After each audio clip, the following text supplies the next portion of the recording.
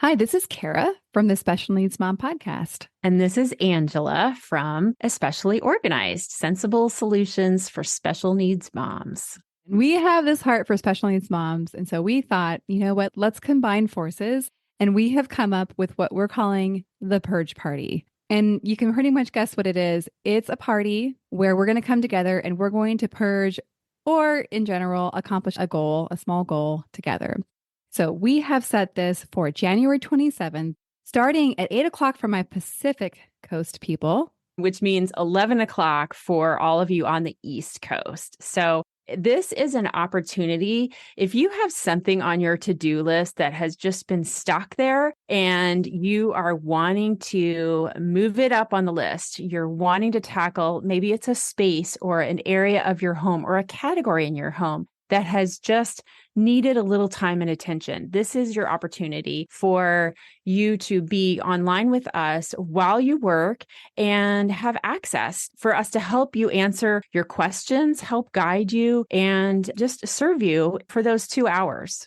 Yeah, exactly. And I think you can tell like what we've designed is just this very high level of support for that project that you just haven't been able to tackle on your own. The thing that we are envisioning is that you get to leave this purge party feeling so accomplished because you did the thing. You started the year off getting that thing done that you were stuck on last year. And so it's a momentum builder, if you will. You can go ahead and sign up. We have a link ready for you. And we are offering this for $40 for the whole experience. Absolutely. And we hope you'll join us. I think it's going to be really fun. It's going to be a great group of moms of special needs kids. So we all get each other. We all have an understanding of what it's like to have something on our to-do list, but just we haven't been able to tackle it yet. So I hope that you will join us. We're super excited to bring this to you, and we are thrilled to work with you. All right. We'll see you all there.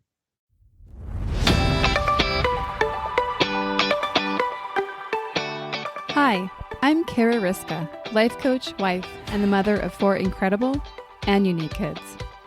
It wasn't all that long ago that my son received a diagnosis that had my world come crashing down. I completely lacked the ability to see past the circumstances, which felt impossible, and the dreams I once had for my life and family felt destroyed. Fast forward past many years of surviving and not at all thriving, and you'll see a mom who trusts that she can handle anything that comes her way and has access to the power and grace that once felt so completely lacking. I started the Special Needs Mom podcast to create connection and community with moms who find themselves up against what feels impossible. My intention is to spark the flare of possibility in your own life and rekindle the dreams that you hold impossible now. This isn't a podcast about your special needs child. This is a podcast about you. If you're a mom who feels anxious, alone, or stuck, then you are in the right place. Welcome. Hello, and welcome back to the Special Needs Mom podcast. I'm really excited about this episode. I mean, I'm generally excited about most episodes, but this one feels unusually casual, just like a simple, fun conversation. I have a special guest waiting in the wings for you. But before we get to that, let me tell you a little bit about what I have planned for you. So you've seen in the title that today's episode is part of the series Back to School series. I know, it was so creative. And specifically today, we're going to be talking about building your team. Now, I came from being, working outside of this industry and working in other industries where there was CEOs and there was leaders and there was managers and there was workers and all the different people. And I love business and I'm fascinated by it. If you listen to the podcast for any length of time, you've probably heard me say motherhood is leadership.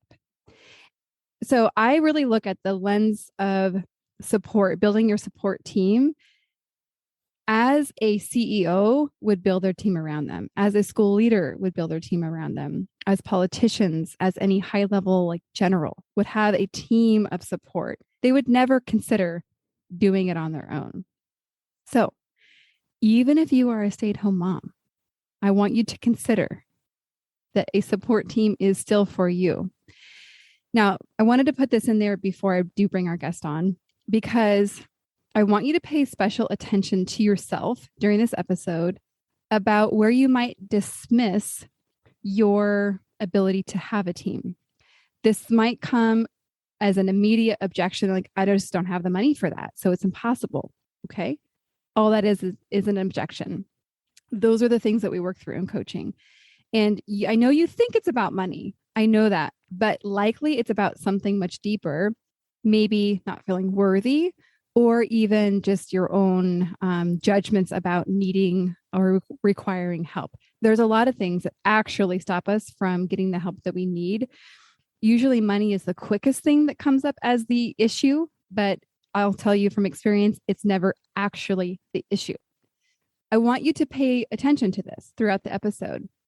When you start stopping yourself from kind of even just letting the juices of creativity flow as you think about who would be on your team and how your team would look and how you might get it.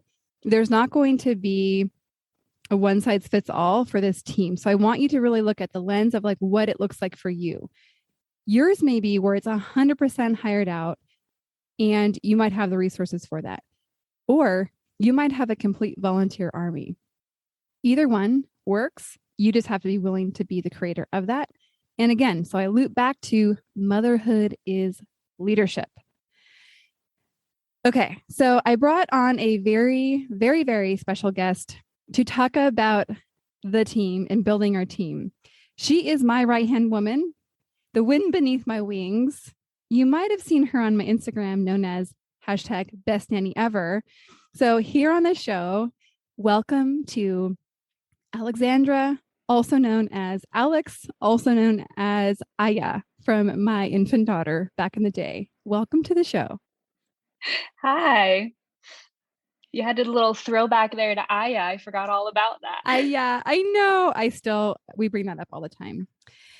I know. Oh, so cute. So let's give some people perspective. So you came on when Cambria was about 9 months, right? Yeah. Okay. So doing the math quickly, that means that Alex has been part of our family for just over 3 years. Actually, about 3.5 years. I'll give you guys a little bit of a backstory. So we made the decision many years ago to bring nannies into our house. And I always feel a little pretentious when I say my nanny, because I maybe always had a picture of what a nanny, a family that had a nanny looked like growing up. I actually didn't know anybody that had a nanny. And even amongst my community, I actually know very few people that have chosen to bring in a nanny versus doing something more typical like childcare or preschool or something of that sort. For us, it was the puzzle piece that allowed our family to flow. It was the thing that allowed my husband and I to be not constantly overstretched and stressed because we happen to have these 4 kids and one of them kind of counts for 2 as far as what he maybe 3 as far as what he needs and the demands of him and the appointments and getting him to and fro and even just supervision at the house. Even though they're not super young, there needs to be a high level of supervision. And so that for us was why a nanny felt right. For me, it also offered the really relief from doing a lot of the things that I would be doing if I had the role of stay-at-home mom, such as meal planning, shopping, errands, tidying up the house, like nurturing my kids when I wasn't around. And so when I created the vision of actually bringing in somebody that I wanted to have in that role in my house, I was very intentional about dreaming up the kind of person that I wanted to have that level of influence on my kids. So for me, I was like, I want a college educated person. I want a fun person. I want like someone that is enjoyable to be around. And I thought, you know what, if she's like really cute, that's a plus. And it just so happens when I met Alex, I was like, she is the one.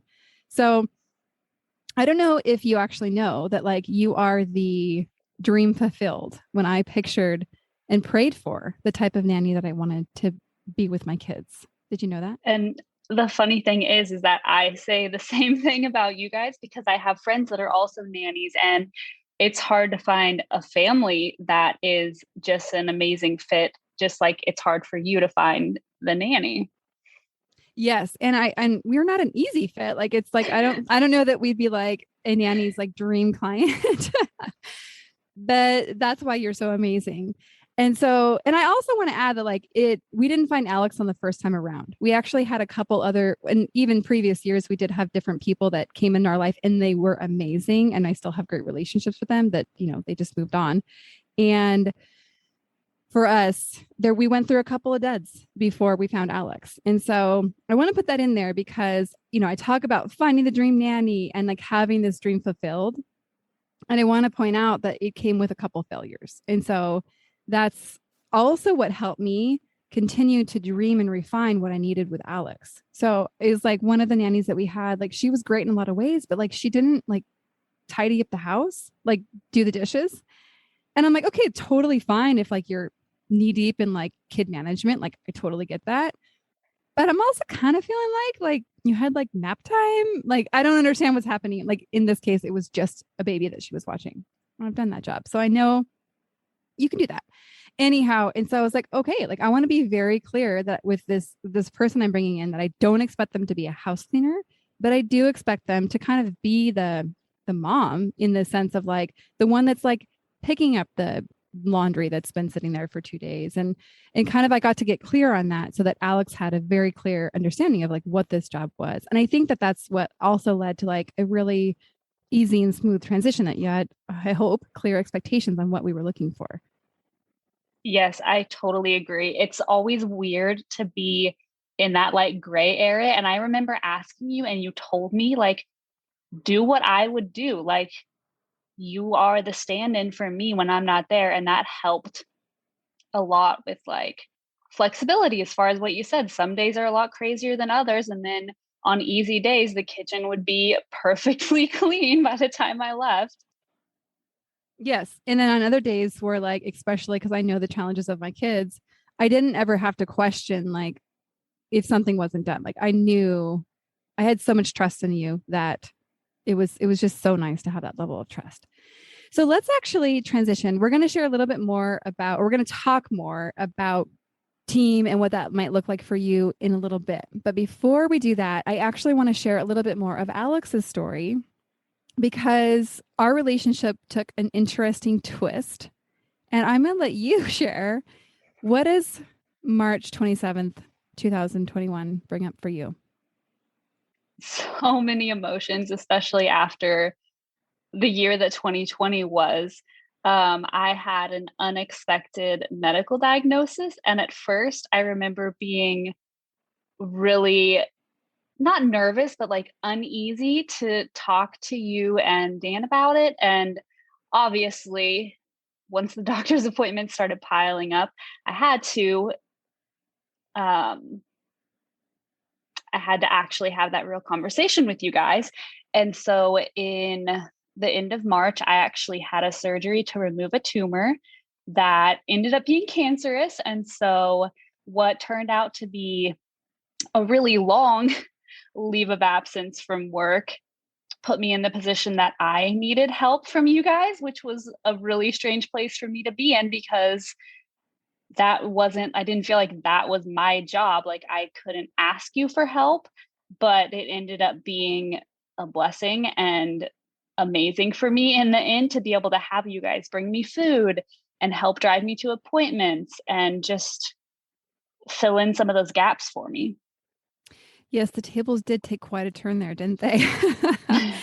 And I think, for us, being able to like know somebody at the level that you know somebody when they are in your home on a daily basis and when they've helped raise your kids, like what an honor to be able to support them in their time of need. And so I feel like, I do believe in divine coordination, and I don't doubt that we're part of each other's life for a reason. And so how are you doing now? So you did all the cancer things. You did all the chemo. How's it going now? Yes.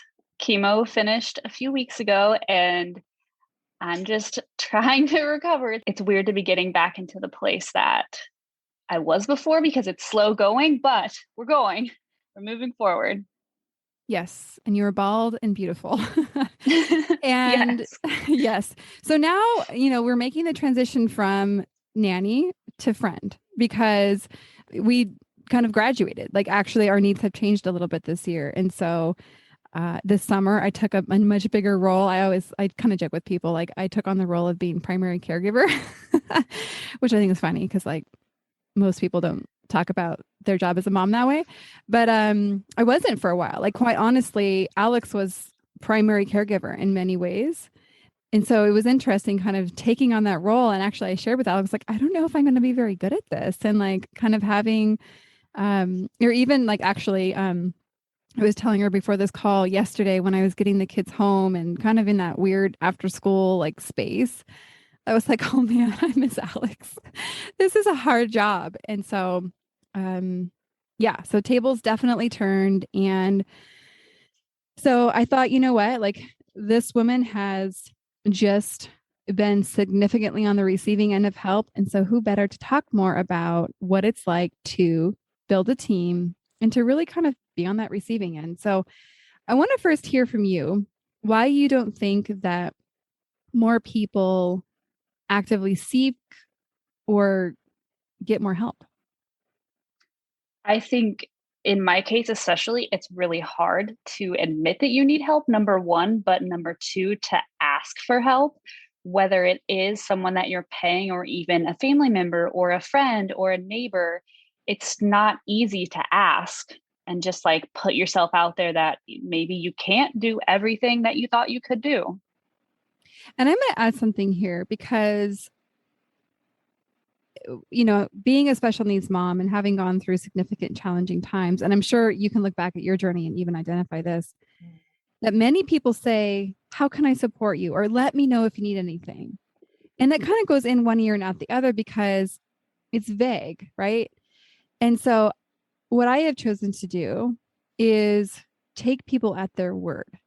When they say, I want to help, then I actually say, okay, they want to help. Now my job is to help them know how to help. Because clearly they don't know how to help, but trust them at the desire. Actually, I'll share a quick story that just came to my mind about this.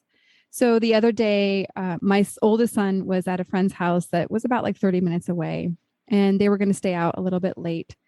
And my neighbor's son was also there.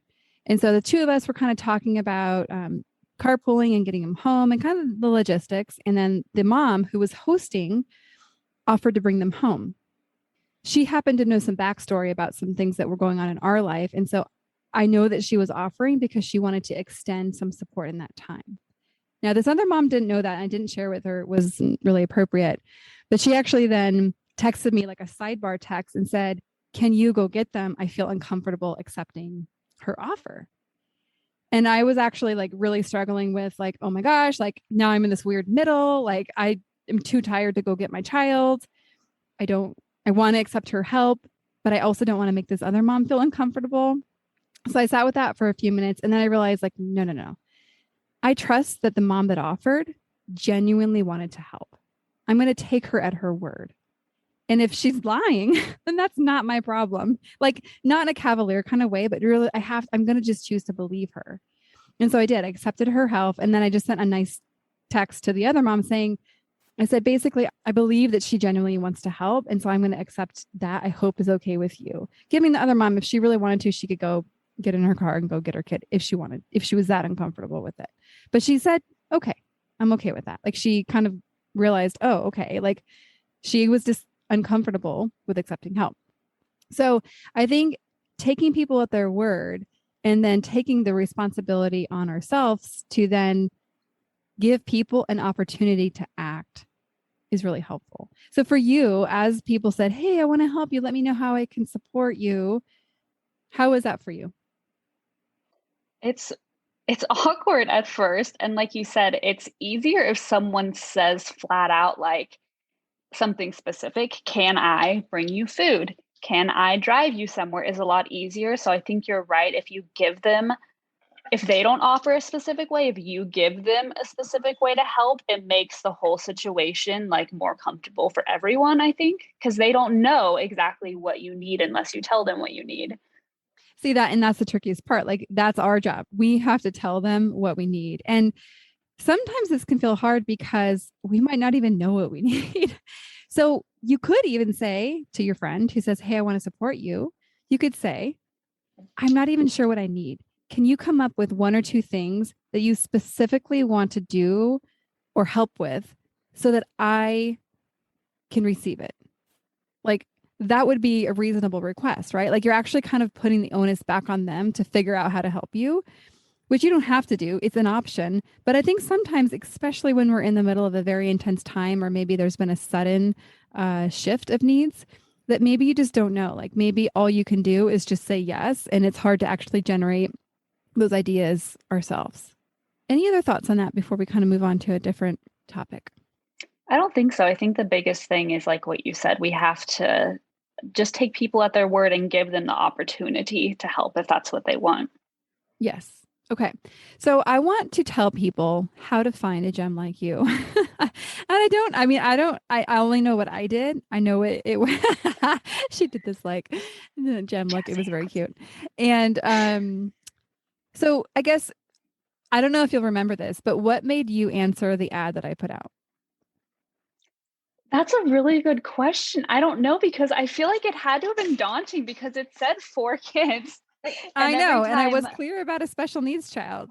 Yes. Why And did every you time I answer tell the ad? people, when I tell them 4 kids, they're like, oh, I don't know. There must have been something. Maybe it was in your photos or I don't know. Something just like drew me to you. One of the things I also did that I don't think is very common when people are looking for nannies specifically is that I asked everybody to give me a resume. And so for me, this is a way of filtering out the people that were because most people, I don't actually think they create a resume to get a nanny job. I think most of the time you go to a nanny service and you fill out your information and you're placed that way. But for me, I wanted people that were willing to go the extra mile of attaching a resume so that I could, one, see how they put together a resume, because you learn a lot from people from how they present themselves in that way. And I think because I had been in the hiring position previously in my business, that I had hired a lot of people, and I feel like I'm really good at hiring people. So if you ever want me to screen your resumes, you just give me a call. Do you remember that I asked for a resume? Yes. And I mean, it's weird because it's not a normal, I wouldn't say it's not a normal job, but it's not a normal job. But I want to put myself in a good light also. And so I had no issues with that. Yeah. And actually, Alex was one of the only people that was like, instead of coming to your house to interview, she's like, can we go meet somewhere? And I was like, Stranger danger. Yeah. I was like, oh, yeah. Yes, of course. And like, I'm so sorry that I put all these other people in a compromising position. I didn't even think about it. But already it was like, oh, she's like one step ahead of me. I love this. This is amazing. I'm trying to think of what else along the way got me to you, because I know that a lot of times when I do suggest to people, oh, go hire a nanny, they're like, oh my gosh, like so hard to find somebody, or, oh my gosh, I can't afford that. And I would say, what would you say to those two things? Just feel it out. Maybe there is some kind of like trade-off you could do with a friend or a neighbor or even like a mom's helper to come. I think there's lots of small ways that people don't realize that you can take a couple extra things off your plate as a mom. I like the creativity that you're leaning towards. And I actually, it reminds me also of back in the day before I was even a special needs mom. There was a group of friends that I knew from church, and I was also very good at Excel. And so I created this like Excel sheet that essentially was a points program for a babysitting co-op. So all of us wanted to glean on like trading our kids with each other and having the trust of like moms versus hiring babysitters. But then there is this thing of like, you kind of want it to be equitable. And then also sometimes you're available to watch somebody's kids and they're not able to reciprocate. So then it kind of feels like an uneven exchange. So we had this group of like 10 or so moms where there was a point system per kid and all this kind of thing. It was quite clever. I have to say. I deleted it recently and I was like, why did I do that? I should have sold that thing. But it allowed us to actually have like a equitable way of helping each other in a way that felt like you were going to give give as much as you were going to receive, which it's different if it's like a one-off. Of course, I'll do you a favor, but I mean, I can understand, like, if you are a mom in the position of always asking, you might also want a way to feel like you could give back. And so this point system was really effective. Okay, now let's kind of talk a little bit about what worked and maybe what didn't work as far as setting you up for success watching a child with special needs. So, Alex was amazing at managing my son Levi. And as we both know, he is not an easy boy to manage. So, what do you remember from what I initially kind of helped when I onboarded you? Well, I was thinking about this earlier, and I think at first I was super nervous, like, am I going to mess this up? Am I going to remember everything? And I remember I had the printout that I used to bring with me to work. But I think the longer that I was there, I realized that even you and Dan didn't have like perfect days with him. Like there were slip ups, everyone's human. And I'm not to say that I was like lax with anything, but I just knew that like I was trying my best and doing everything that I could. And if something fell through the cracks, one of us would pick it up. And that was always nice. Yeah, I'm sure you saw real quick. We do not have everything. You said it so nice. You said it so nice. Oh, I saw that Dan and Kara didn't have it all together all the time. Yeah, I'm sure that was very quickly apparent. I also learned that maybe what you guys did with him and with his behaviors and with all the kids might not be what worked for me. And it was really nice that we had the relationship that you guys trusted me to like handle situations my own way. And we didn't all follow a set way of rules and stuff of how behaviors and things were managed. Yes, definitely. Because I mean, for me, like, it was, I guess also like I gleaned from my experience managing people that if you undermined like essentially a manager's position and you like kind of cut them out, it does not work well. And so I was very intentional about making sure that when Alex was here and on, that she was the boss, like that she was the one in charge of all things kid related. Because of course I work from home, so I was around a lot. But I pretty much just ignored you guys in the sense of like, I'm sure that was awkward at times, but in the sense like I was maybe in proximity, but I always really just deferred to like what Alex says and what she says goes. And so I'm hopeful that that was helpful in kind of the kids knowing your authority and trusting that you had it. Yeah, it was huge that we kind of each had our own shift, I guess, for lack of a better word, so that the kids knew, like, okay, Alex is here. Like, I'm not going to run to mom about something. Well, and I think it's also neat to share that the kids obviously developed a unique relationship with you. And I think I told you this already, but maybe about a month ago, my oldest son, who's 14 now, was getting ready to go to Boy Scout camp. And the night before, he brings his uniform to me and his patches that need to get sewn on and wanted them to get all sewn on. I was like, babe, like totally happy to do it, but why did you not bring this to me earlier? And actually, what Dan, my husband, shared with me, he's like, well, he was waiting to ask Alex. And I think because he would go to Alex for these things when he needed his pants hemmed, Alex is a very good seamstress. And so I know, right? A dream come true. And so he would go to her, like he actually wouldn't even go to me on certain things. And so I could be insulted by that. But for me, I'm kind of like, the way that I filtered it is that my kids get to have two people that love and care for them and that they don't just have to rely on me. Like that was actually such a relief to me. And that I had like this extra bandwidth because of having somebody like Alex in their life. And so I loved that he had like waited for you and like was waiting for you to do that thing. Okay, this is kind of shifting back to your recent experience with, gosh, surviving cancer diagnosis, cancer treatment, and all of that. If you had to divide the physical versus the mental, like what percentage would you say the mental was tougher or like the toughness level? I don't want to go like as high as like 80-20, but definitely not 50-50. I think the mental was harder for me. and the way that the physical struggles hit me also made the mental part more difficult because I was just beating up on myself. But I definitely think it was more of a mental game for me. And I'm still struggling with triggers and stuff as far as that goes. Yes, I can. Yes, we talk a lot about triggers. And so, what were the things that gave you the most support in both of those areas? Physical, definitely people bringing us food. And I had people visit that would help me take care of the house. Those were huge because those were two things that I could just not have to worry about and not have to push on my husband. And I definitely think, as far as mental goes, I had so many people checking in on me, and you don't realize how far like I'm thinking about you message goes when someone is having a bad day or a bad string of days. Or a bad quarter. Yes. Yeah.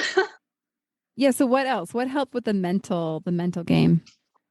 I guess it took me a long time to realize that what I was sitting in wasn't going to last forever.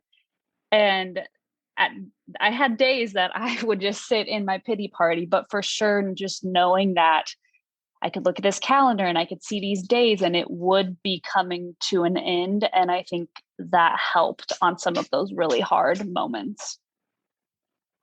Yes. I think one of my clients recently, I was talking about kind of that idea of giving yourself a reminder that this won't last forever. And she kind of shared this thought that she has that really works for her. And I was like, it's a good one. And she said, it won't always be like this. Mm-hmm. And it was really, if you think about it more deeply, it's a really good one because it doesn't necessarily paint a pretty picture like, oh, it's going to get better. Like she didn't know it was going to get better. Like she couldn't say that. But she said, it won't always be like this. And it just gives your mind like the idea that relief will come, at least from the specific thing. It might also be something that's hard, but it just gives yourself like a little bit of like a window that you're not going to get stuck forever. And so I don't know, I really liked her twist on that. Okay, so let's talk a little bit now about team. If you were going to build your team, if you could do this all over again, now that you've been through it and you see what you did really well and you see where maybe there was some gaps, who would be on, like, not who as in individuals, but like what roles would you have on your team? I just kind of want to have this like brainstorm session to kind of help the creative juices be flowing. Listeners, as you think about this, I want you to think about this in a couple different terms. One, people for hire versus volunteer army. And I think that like whatever role it is, say it's a driver, right? Like say you need someone to just physically drive you or your child or children somewhere to like physical therapy, for instance. That might be an ask of a friend or family or neighbor, or it might be someone you hire. And so I want you to, again, consider that there's a cost to each of them, right? One might be a financial cost, one might be a vulnerability cost, but that they're equally as possible. I want you to also consider that different types of times in your life will require a different team. So, like right now, I'm actually in a very significant re-teaming phase. We're going to be entering into a very new and challenging season. I'll share more about that in a couple of weeks. But for me, it's really calling me to look at my team and essentially like play the game of building such a strong team that, again, like I say in like the first or second episode, like to be over supported. Like to me, I'm like, if I get through this and I'm like, oh my gosh, I had like way too much help, that would be a problem that I would like to have. That's kind of what we're looking at. Let's first look at your experience just because it is so recent. Who would be on your team? Like what roles would you have? So I have to say, and this goes without saying, but I'm still on your team, even if you don't see me every day. So I had a lot of people come and stay in the house over the past few months.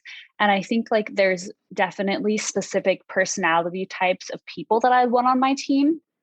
And one of them I'm going to shout out is my friend Sarah. And she is a very direct person. And she is someone that will offer up specific ways to help or to complete tasks or just like kind of insert herself knowing that I need help without even asking. And I feel like that is someone that definitely needs to be on my team, because then you're not floundering about certain things. Like someone that can kind of fill in those gaps for you is definitely something that I need.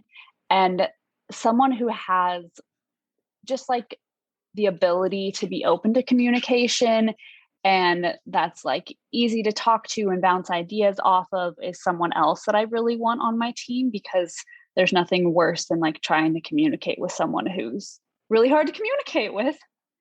So let me pause you there for a second. So it sounds like there's like either one role or many roles of somebody that's like a good listener to help you process and distinguish your own needs. So it sounds like even somebody like a listening ear would be a role on your team. Yes, definitely. Because sometimes you just got to get stuff off your chest. Yes, you do. And so I'm going to point out, like, for some of us, this may be a therapist. So somebody that you pay to listen to you. For some, this might be a friend that's actually a very good listener. There's an app, I'm sure many of you guys know it. There's both Voxer, who's just voice messages exchange, and then Marco Polo, which, you have to show your face, which has pros and cons.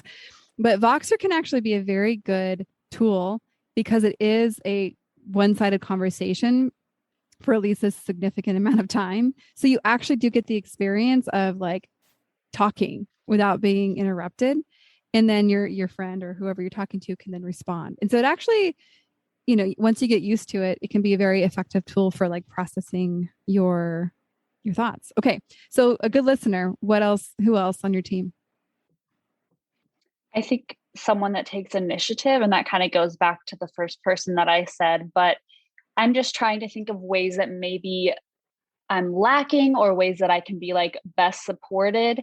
And that's another thing that comes to mind is like someone that can take initiative. So if I'm feeling cautious about something, someone that can just like get the go is awesome.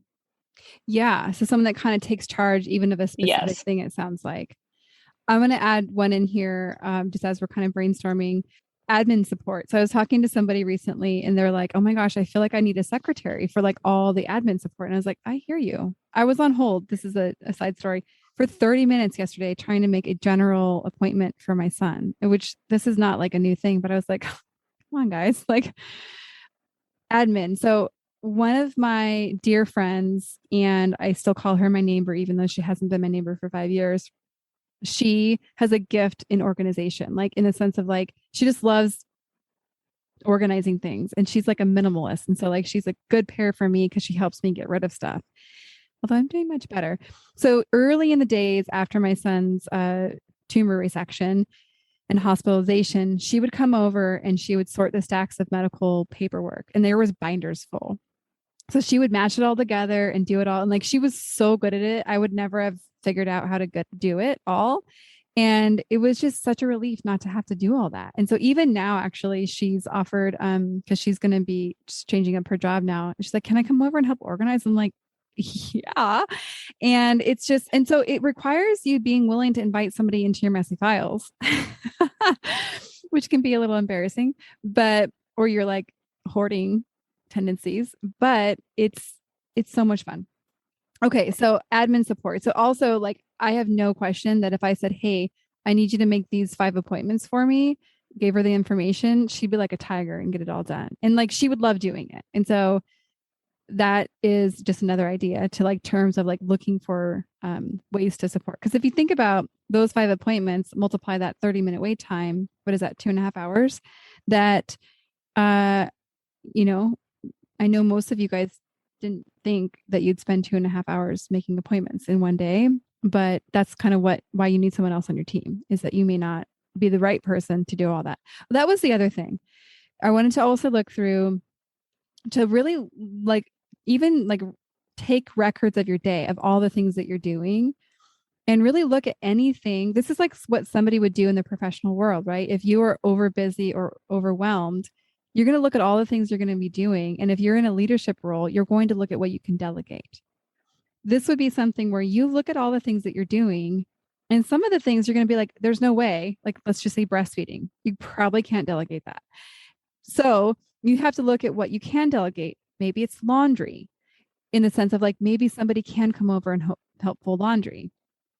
Those are quick top of the mind thoughts, but I think you get the point. Really look at what you can delegate. And if you come up with nothing, if you're like, nobody can do any of this, then look again, because there's probably something that you're holding on to in terms of control or not being willing to let somebody in. And it might be uncomfortable at first, like the first time someone helps you with a specific task, but I feel like we have to just let that go. Yes, definitely. So, okay, who else comes to your mind when you think about making your team? I think what you said about admin was amazing. And as far as like organizing stuff and having like dates and a calendar ready is not something that I'm great at. I feel like I was better with your family at making a calendar than I am at my own. But yeah, an admin person I definitely need on my team. I know, right? Some people are so gifted in this area, and I look at the way they like plan ahead and do all these things, and I'm like, it's pretty amazing. I'm very inspired by people. And actually, for the first time this year, we do have a vacation planned for 2022, which I'm pretty impressed about because I've never in my life planned that far ahead. Anyhow, okay, so admin people, what about in terms of like food, meal prep, like just the simple things of like eating? Like, what really worked and what maybe would you change if you could? That was the hardest thing for me to let go of because for myself and for your family, that's like my forte. I like meal planning and I know how I like to do certain meals and I know what I like. And honestly, I don't need that person on my team because I'm that person. You're like, that's my job. I'm giving that one up kicking and screaming. But that just goes like everything else. I guess I had to like just set my expectations a little bit lower because it wasn't me doing the job, but we made it through that. I'm happy that I'm cooking again though. I'll say that. Well, I see. Okay, I was going to say, I think this is a really good thing to highlight is that you had to give up the job that you loved for a while. It was a time period. It was a point in time that you actually had to say, I can't do that job. I need some help. But you got to take it back, which is amazing. And just so you know, she's bringing me dinner tomorrow. So I'm still getting to benefit from this gift of hers.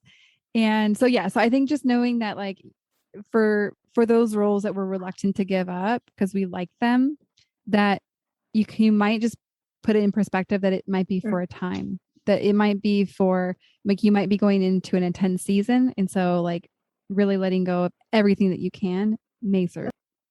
Okay, well, I think we've done a pretty good job of brainstorming. And I think I hope as you listen that you're going to start to be inspired and to like look at your own picture and to see what could support you. Do take on that challenge of like auditing your day and seeing all the things that you may not choose to, that you could have somebody else do. And I think you're going to find that like you may have a lot of ways to receive help and to build your team essentially that you wouldn't have thought of. And so I hope that you enjoyed this very special episode.